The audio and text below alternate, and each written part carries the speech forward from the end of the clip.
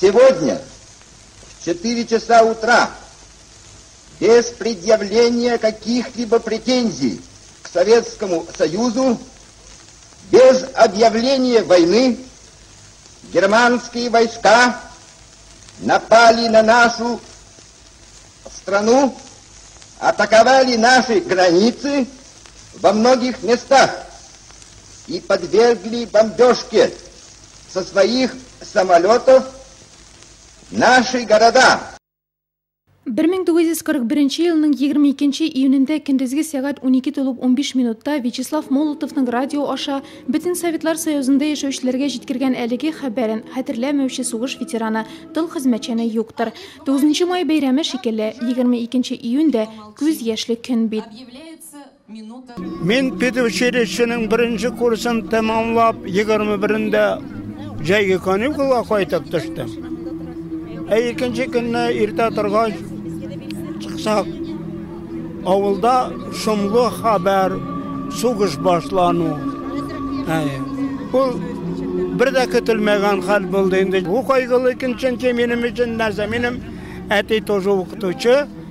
Ул менә 42 елның сентябрендә, 12 сентябрендә Сталинград янындагы сугышларда һәлак булган. Аның исеме монда мемориал такталарга язылган. Шуның өчен мен үземә кагыйдә шикелле кабул итәм инде. Бака йөри алганда бу көнне килеп искә алырга катнашырга.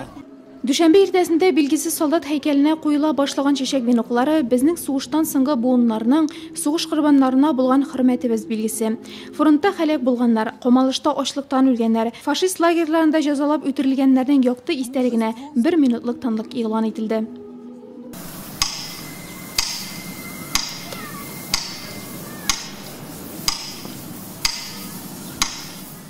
Ровно 74 года тому назад, когда фашистская Германия напала на нашу страну, народ в единую минуту, в едином порыве, объединившись, ни на секунду не усомнившись в своей победе, довел до победного логического завершения эту кровопролитную страшную войну. Үсеп килүче буынга сугышның афәтен аңлатыр. Аңарда патриотлык хисләре тәрбияләү максатында хәтер һәм кайгы көнендә шәһәребездә башка чаралар да планлаштырылган иде.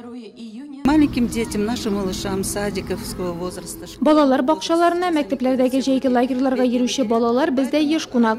Бүген 22 июнь хәтер һәм кайгы көнендә дә алар бездә булачак. Без аларга бөек ватан сугышы, бөек җиңүнең 70 еллыгы турында сөйләячәкбез. Вячеслав Молотовның 22 июньдә радиорубка аша тапшырылган мөрәҗәгатендәге безнең эшебез хак, дошман тармар ителәчәк, без җиңәчәкбез дигән сүзләр бүген күкрәкләре орден медальләр тулы ветераннарны, тыл хезмәтчәннәрен, сугыш чоры балаларын гомерләре буе озатып килгән, ил өчен, ватан өчен тырышырга өндәгән. Аяз күкле тыныч дөньяда яшәүче бүгенге нәниләргә алар тере үрнәк. Сегодня день начала войны, и мы помним этот день, и мы принесли цветы.